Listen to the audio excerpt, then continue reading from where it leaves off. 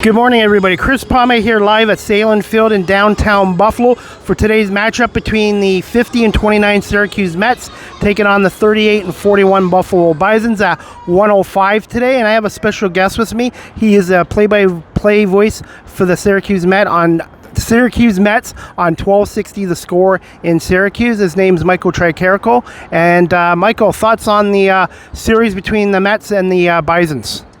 Yeah, so far it has been one of those weeks where Buffalo's lost some of their players up to Toronto. They've lost some guys to injuries, of course, and the lineup's not quite the same as it was maybe earlier this season for Buffalo, and Syracuse has taken full advantage of it. It's a Mets team that has been really, really good all season long, really consistent, one of the best pitching staffs in the league, and that offense, 1 through 9, there really isn't any breaks in it, whether it's 7, 8, 9 in that order or 1, 2, 3. It's a Mets lineup that can really wear you down, I think, over time. I think you saw that especially with what Syracuse did in the extra inning game on Saturday, really wearing down Mason Fluharty, who's been one of the best pitchers for Buffalo and one of the better pitchers in the Toronto organization. So it's a Syracuse team that's done really well. Obviously has had a really good week in Buffalo, but they've had a really good season so far this year. It's been one of the best teams in Syracuse baseball history through the first 75, 80 games. So I think it's a Syracuse team that'll probably continue to perform well, and we'll see what Buffalo can bring moving forward, because these two teams will face each other in just a couple of weeks. Thoughts on manager Dick Scott and the coaching staff with the Syracuse Mets, and what makes this team so dangerous going into the second half of the season? Yeah, so the coaching staff's been awesome. It's a really good mix of some experienced guys, of course. Dick Scott, he managed some of the lower levels back in the 90s. A guy who obviously played for a few years and got just a brief cup of coffee in the major leagues himself. And he's been a guy who's been a director of player development. He has developed coaches within the Mets organization prior to this. He spent some time in the Toronto Blue Jays organization as well, when the Syracuse, at the time Chiefs, were an affiliate with the Toronto Blue Jays. So yeah, Dick Scott's been around. He has a lot of experience, and some of the other coaches, pitching coach, hitting coach, come from this kind of new school style of analytics and analyzing data, while also mixing in the old school style of still going over the mechanics and whatnot. But I think when you mix that experience that a guy like Dick Scott brings, in addition to the new school ways of Colin Hetzler and Grayson Crawford, the hitting coach and pitching coach, it's really worked out well. And the entire team has really bought in to what this organization with the New York Mets is really preaching. And I think that's why, as soon as one or two guys see results, the rest of the team looks and goes, okay, I'm going to buy in just like those guys bought in, and it's worked out well. Now, AAA baseball is a developmental league, but also you want to win. How hard is it for a manager and coaching staff? You want to develop players to get them to the major leagues, but you also want to win some ball games on top of it. Yeah, it can be difficult, right? All across the minor leagues, I say, the AAA team and all the minor league affiliates are there to serve at the pleasure of the big league ball club.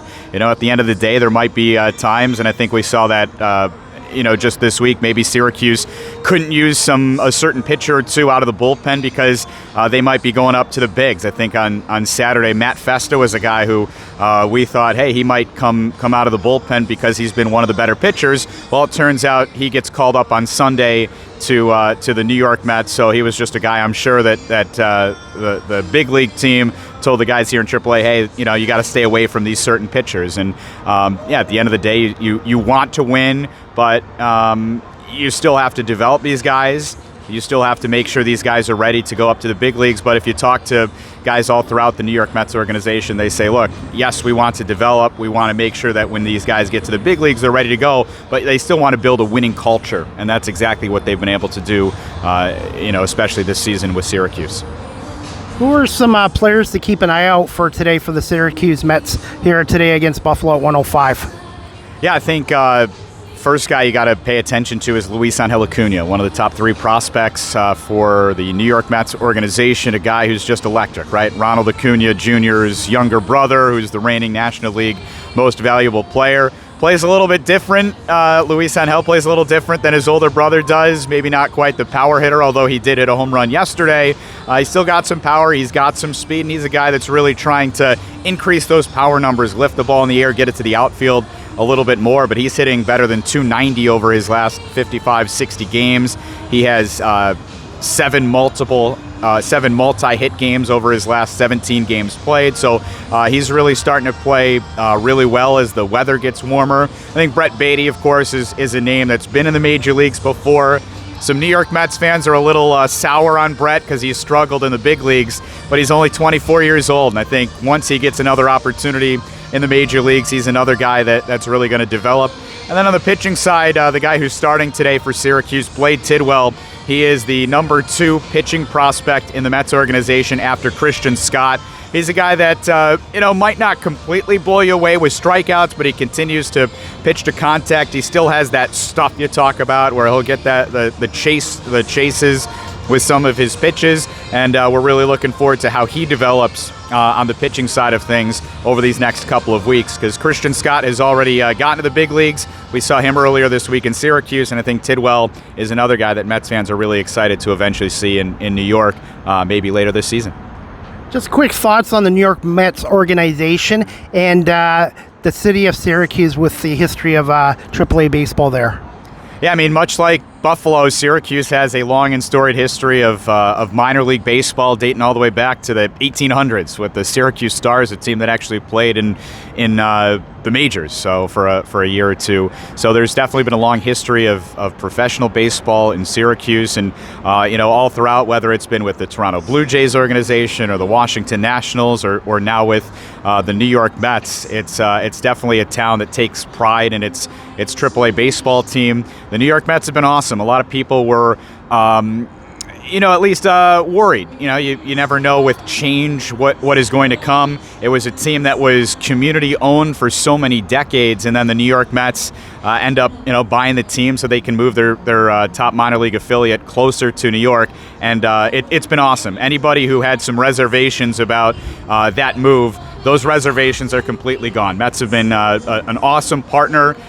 They have done everything they can, whether it's putting money into the ballpark, putting great players in Syracuse, and being a great partner for our staff and for our community, where I think you've got a lot of folks in Syracuse, New York. It's been known for so long as a Yankees town, even as a Boston Red Sox town, but the New York Mets are really putting their footprint, and I don't think people quite knew just how many Mets fans were in Syracuse, and there's many more that are being created by coming out to Syracuse Mets games.